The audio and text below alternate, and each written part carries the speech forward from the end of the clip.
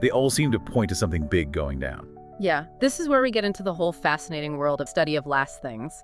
And with Jesus coming onto the scene, this whole end times idea, it takes on a deeper, more spiritual meaning. It becomes less about physical destruction and more about the shift from the old covenant to the new covenant. So less about fire raining from the sky, more about like a change in how we relate to God. Exactly. You see, before Jesus, the relationship between God and humanity was often seen as, well, master and servant. But Jesus comes along and shows us this completely different way of seeing God as a loving father.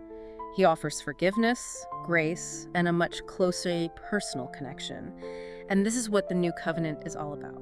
So Jesus coming, in a way, marked the end of the old way of relating to God and the beginning of something way more powerful. Exactly. It's a huge shift. And this new covenant, it's not just some abstract theological idea. It changes everything about how we're supposed to live our lives. I can see that. If we're not servants anymore, but God's beloved children, well, that's a game changer. Definitely a lot to think about. Okay, so what about the second coming? A lot of people, well, they still connect that with the end of the world. The second coming, yeah, that again, it's not necessarily about the world going up in flames. Okay. It's more about the peak of God's plan, the ultimate fulfillment of the new covenant, where God's presence is fully realized here on earth. It's like, if you can imagine, it's like a wedding. The joining together of Christ, the groom, and his bride, the church.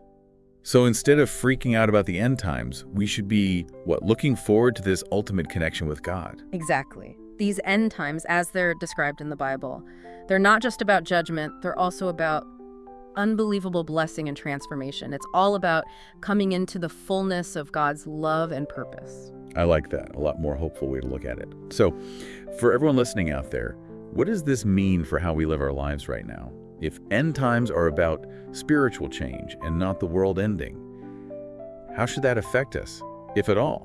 That's the question, isn't it? And it's one we all need to wrestle with. I'd say dig into those biblical texts, see what they say to you. Yeah. But at the end of the day, it comes down to this. How does seeing these end times as a period of both judgment and blessing, leading to a deeper relationship with God, how does that impact you today? That's a powerful thought to leave everyone with. Thank you so much for walking us through all this.